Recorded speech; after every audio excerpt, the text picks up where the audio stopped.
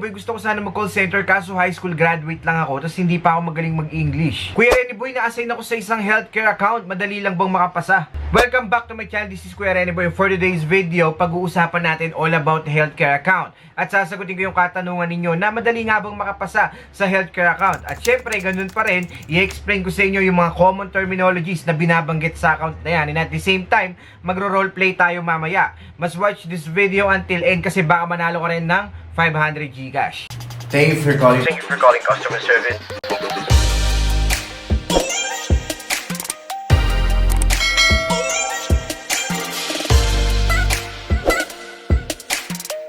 Welcome back to my channel. Nagbabalik Kuya Renny Boy. Maswerte ka na naman at napanood mo yung video na to. Pang-apat to sa ating mock call series all about healthcare account. Kung hindi mo pa napapanood yung part 1, ay link it up there, makakatulong sa'yo yan. Kung hindi mo pa napapanood yung part 2, meron din tayong pinag-usapan all about financial account. Part 3, all about travel account. Panoorin nyo guys, ililink ko na lang sa taas yung card para mapanood nyo. Kompletos recados yan, na-explain ko yung mga common terminologies at syempre may mock call roleplay na pwede ninyong pag-practicean para ma-ensure or mapasa ninyo yung mock call. And same thing dito sa video na to, mamaya may roleplay din tayo para ma-practice kayo, para magkaroon kayo ng idea kung paano ina-assist ng isang call center agent yung customer niya healthcare account, okay? When we say healthcare account, it involves medical transcription, clinical coding, mga pharmaceutical benefits management, mga ganyan-ganyan. I-assist nyo yung customer, i-explain nyo yung mga benefits, i-explain nyo yung mga subscription, yung mga payments na kailangan nilang bayaran. Mamaya iisa-isay natin yung mga possible terminologies na may encounter ninyo sa healthcare account. At para masagot ang katanungan ninyo kung madali nga bang makapasa sa healthcare account, madali lang, kaswabing tunay kung meron kang knowledge and skills, okay? Kung lagi ka nagpa-practice, kung palagi ka nanonood ng mga videos natin, madadalian ka na lang. Kasi ang importante lang dito guys, kailangan ninyong malusutan yung mga assessment at saka yung mga mock calls. Sa interview din, syempre, napaka-importante na mapapasa ninyo yan. Pero para mapasa nyo nga yan, dapat palagi kayong nagpa-practice. Madadalian kayo sa isang bagay kung palagi ninyong pinaghahandaan. Sa healthcare account guys, napaka-newbie friendly rin ng account na to. Kahit hindi ka graduate ng college, 4 years course, wala kang nursing background or kahit anong medical background, pwedeng-pwede. Nga, kaya sobrang natutuwa talaga ako sa healthcare account kasi napakarami kong kakilala na kahit high school graduate, tapos nag-try mag-apply sa BPO, nakinig sa mga tips at mga tinuro ko, nagko-call center na sila ngayon, nagti-thank you for calling na sila, tapos healthcare account pa. Guys, bigyan ko na rin kayo ng overview kung madali nga ba yung account na to. For example, na-hire na kayo, nagko-call center na kayo, tapos healthcare account yung na-assign sa inyo.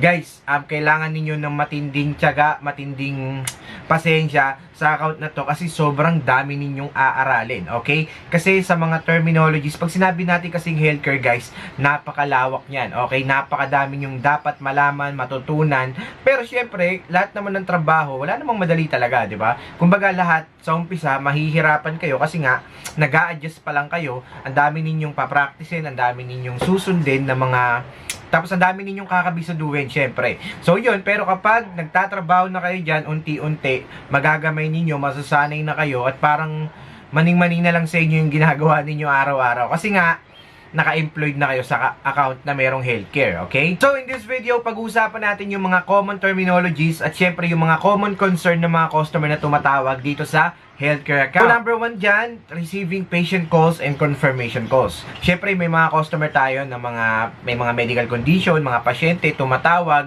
para mag-inquire about sa mga payments, sa mga accounts nila, ganyan-ganyan. At syempre i-assist natin si customer base dun sa script na meron tayo. At syempre para ma-assist mo na maayos yung customer mo, dapat palagi kang updated sa lahat ng mga updates, sa mga policies, sa mga products and services na ino-offer ng company ninyo. Pangalawa, i-explain din natin sa mga customers natin yung mga account receivables at syempre yung mga analysis report. Kung may mga progress na ba sa mga medication na ginagawa nila, titignan natin yung mga reports. Nakasulat naman yan sa screen at saka ituturo rin yan during your training. Pangatlo, preparing and sending patient statements. Okay, syempre kailangan alam din natin kung paano i-prepare, gawan ng mga statement yung mga customers natin dito. Para syempre meron documentation siyang nakikita, alam niya kung ano yung mga binabayaran niya, alam niya yung billing cycle niya, naka-document lahat para walang complain yung customers natin. Pang-apat, EOB. Ito yung tinatawag na explanation of benefits. So, i-explain my customer, i-educate mo siya kung ano pa yung mga pwede niyang ma-maximize sa mga offer, sa mga services, sa mga benefits na makukuha niya dun sa healthcare insurance company kung saan siya nakaregister. Panglima, eligibility and verification. Siyempre, kailangan alam natin kung paano i-categorize ang isang pasyente. Kung ito ba ay 60 years old and above or 60 years below, kailangan alam natin kung paano i-categorize para malaman natin kung saan siya eligible na tawag dito na service or products. Kailangan na i-explain din natin kay customer kung paano niya maa-avail, kung paano rin siya magiging eligible sa isang plan or sa isang product na gusto niyang i-avail dun sa healthcare insurance company. Pang-anim, diagnosis related to hospital coding. Ewan ko na lang kung di ka to malino sa account na to kasi syempre yung mga codes, mga terminologies na binabanggit ng mga nurses, ng mga doctors, lahat yan guys, magkakaroon kayo ng idea. Ultimo yung mga pangalan ng gamot, Diyos ko, malalaman yan dito sa healthcare account. At katulad ng promise ko guys, magro-roleplay tayo. Ganun pa rin, ikaw ang aking butihing call center agent at ako ang magiging customer mo. At may konting twist pa rin. Mamimili kayo sa tatlong respond. Yung pinaka-the best, i-comment nyo sa baba yung letter ng sagot nyo na sa tingin ninyo ay tama at i-explain nyo rin kung bakit yun yung napili ninyo. Umpisa na natin guys in 3, 2, 1.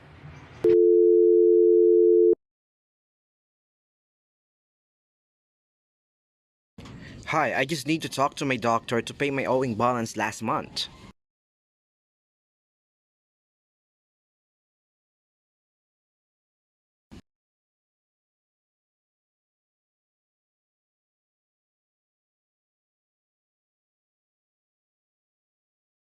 Sure, my full name is Maxi Blond and my membership ID is 548299.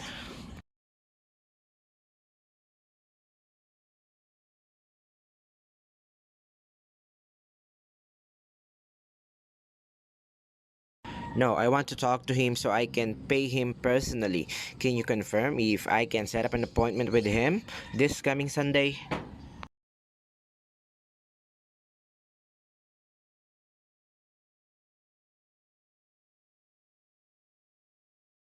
I see. Can you tell me the consultation fee and also the doctor visit appointment fee?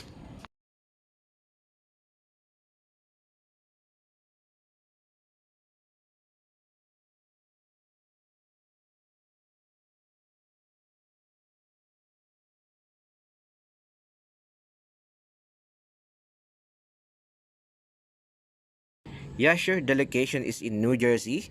The physician's name is Winston Vergara, and the clinic name is Cotton Shield Mission. I want it to be Tuesday, 10 a.m. Okay?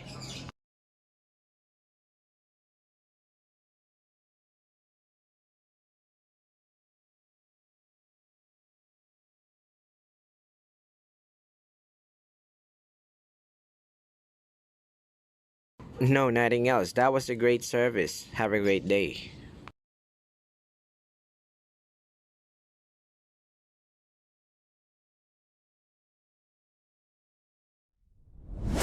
Great job! Ang iyong Macol score ngayong araw ay 100%. Napakahusay mo, kaswabing tunay. Sabi ko naman sa'yo, kayang-kaya mo yan. Basta mag-practice ka lang palagi. Pwede mong i-download, pwede mong ulit-ulitin yung video na to para ma-master mo kung paano i-deliver ang basic call flow, and at the same time, ma-make sure natin na mapapasa mo ang Macol mo, lalong-lalo na kung sa healthcare account ka ma-assign. So that's it for today. Sana may natutunan ulit kayo sa video na to. Kung hindi niyo pa napapanood yung part 1, part 2, part 3 ng ating Macol series, panoorin nyo guys. Nandiyan lang sa YouTube channel ko, pakalat-kalat yan. Ang mga most recent upload ko lang naman, check nyo na lang, scroll nyo na lang. So nga pala guys, next week to be uploaded na yung video natin. Okay, all about in-house company. Sasagutin ko yung mga katanungan ninyo na malaki nga ba ang sahod ng in-house company kumpara sa BPO company. Marami akong i-explain sa inyo guys, tapos magbibigay ako ng mga companies na pwede ninyong applyan para kumita kayo ng mas malaki. Sa lahat ng mga bago pa lang dito, ako nga pala si Kuya Renny Boy at gumagawa ako ng mga call center sure hire tips na nakakatulong sa mga aspiring applicants. Nagkakandak din kami ng call center interview practice live, minsan via Zoom dito sa YouTube channel namin. Kung bago ka lang sa YouTube channel ko at nagustuhan mo yung mga ganitong uri ng content, i-like mo na yan. At syempre, don't forget to click the subscribe button at yung notification bell para updated ka palagi sa mga paparating ko pa mga video. Siya nga pala guys, congrats ko lang pala yung nanalo ng 500 Gcash na nakaraang video natin. Nag-comment lang siya kung bakit gusto niya makapasa sa call center, no? Sobrang natig ako sa message niya. Sa lahat ng mga gusto ring manalo, napakasimple lang. Dapat may share kayo at may like sa video na to at comment sa baba kung bakit gusto mo rin maging call center. So, mamimili ako ng deserving. Okay, babasahin ko yan. I wanna hear it from you kung bakit gusto mo maging call center agent at ipopost natin yan sa next video ko. Before I end this video, shoutout and congratulations sa lahat ng gagraduate sa Bold Minds Academy Batch 17. Ongoing na po yan. Yung Batch 18 natin, 4 na slot na lang yung natitira. Sa lahat ng mga gustong mag-enroll at umabol, comment lang sa baba ng hashtag scholar at isend ng screenshot sa agatbowminds@gmail.com. Pwede rin kayong mag-direct PM sa Facebook page natin, Kuya Rene Boy Official. Follow nyo na rin ako dyan. 1-month call center training yan na marami kang matututunan all about call center, kung paano maging call center agent, paano makapasa sa mga interviews, sa mga mock call, sa mga assessment, lahat ng mga dapat mong malaman nandiyan sa Bold Minds Academy. Tuturuan ka pa kung paano gumaling sa English dahil meron tayong ESL na for 2 weeks, okay? Marami na nakapasa, marami na naging call center agent at nagte-thank you for calling na dahil sa Bold Minds Academy at gusto ko ikaw na ang next. Kaya mag-enroll ka na, mag-invest ka para sa sarili mo, para sa career growth at yon inaantay ka namin sa Bold Minds Academy. Shoutout sa lahat ng mga nagpapa-shoutout dyan. Happy 190,000 subscribers and counting. Shoutout sa lahat ng mga nagpapa-shoutout. God bless us all.